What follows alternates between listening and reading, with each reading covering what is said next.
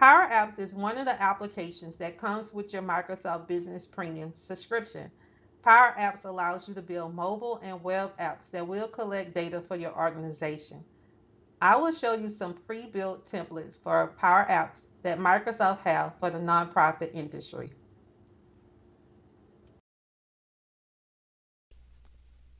Microsoft Cloud for Nonprofit provides out-of-the-box CRM templates in Power Apps, which is an application included in your Microsoft Business Premium subscription. You have Fundraiser, Grant Management, Outcome Management, and Volunteer Management template app. Fundraiser builds a fundraising solution that unifies fundraising and constituent data. Build a solution Grant management build a solution that enables grantors and grantees to manage the grant cycle end to end. Outcome management build an outcome management solution that enables program teams to gain insights on project outcomes and impact. And volunteer management equip volunteer managers with the tools they need to simplify volunteer recruiting, onboarding, retention, and reporting. But we're going to do a demo with the fundraising app. So I'm going to select add, and we go here to the bottom right and select deploy. Um, if you want to, you can actually add fundraising sample data. We're going to skip that. Here you need to select a Power Platform environment for fundraising.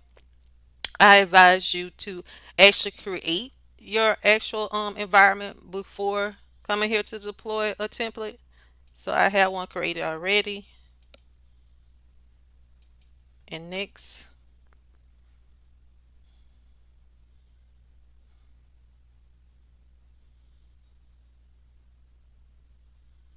All right, so it created a deployment summary and nickname for me already. And I just have to, you have to click here to acknowledge that you have read and agree to the terms and click next. And the required configurations have already been installed and configured here. So I'm not going to select deploy because it takes like 30 minutes. I'm going to show you one that's already deployed.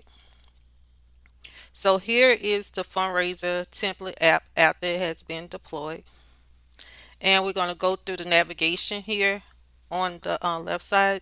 So we have under my work, we have activities, which is interactions with donors such as emails, tasks, appointments, and phone calls. And underneath relationships, we have accounts that represent a business, company, or organization. Under context, it represents an individual constituent such as a donor, a member, partner, or volunteer. This includes demographic and contact information and an engagement timeline.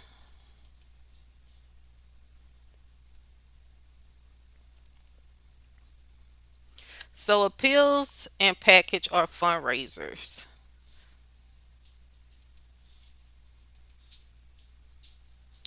Underneath gift management, donor commitments, that's donors' intent to give in the future.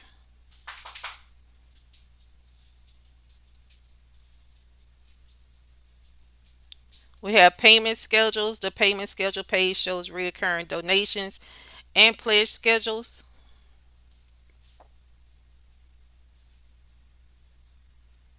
Transactions, that page shows payment type and includes detailed transaction information about the donor, the dates, amounts, payment and processing information, and the intent of the donor.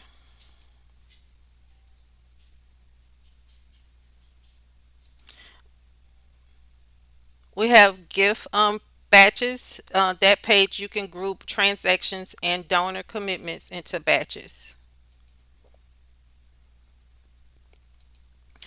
And the donation imports, that page provides a staging area for the creation of transactions, payment schedules, donor commitments, and donors according to gift operation business processes.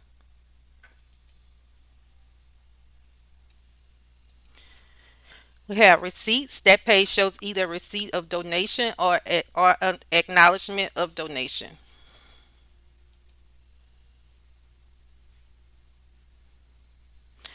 right, and underneath the financial section, we have destinations. Destinations are related to donor commitments, payment schedules, and transactions.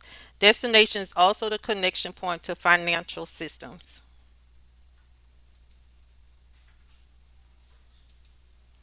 And designated credits on this page, designated credits are related to transactions to support payments where the amount is allocated to multiple destinations.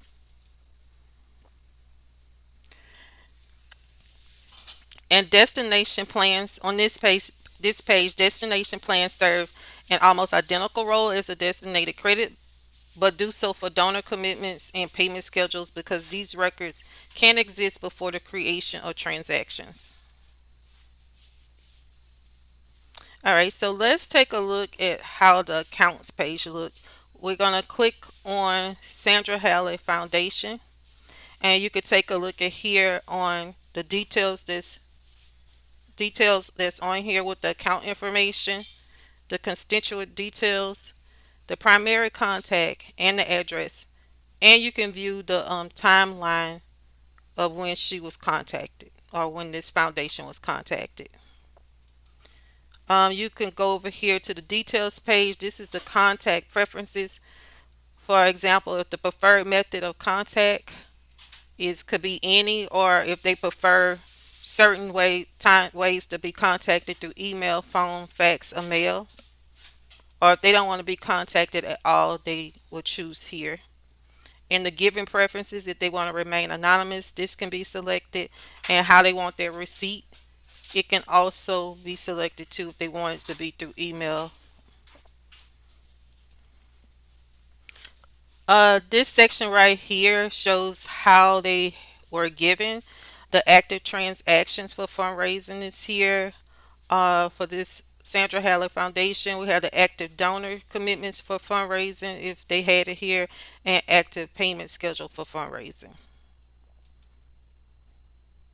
In the primary contact information, have details similar as well. It also shows the primary constituent type, and this is a consider a partner, and how they were contact was through a board member. You'll select that in this selection here. All right, and this is another feature I want to show you, that if you want to export any of the data that's in this template out to Excel, you simply can go over here and select Excel and actually export this in the Excel sheet. But if you prefer a customized app, you can either build one from scratch using PowerApps, or simply describe what you need using a prompt in Microsoft Copilot for PowerApps, and AI will help you build it for you.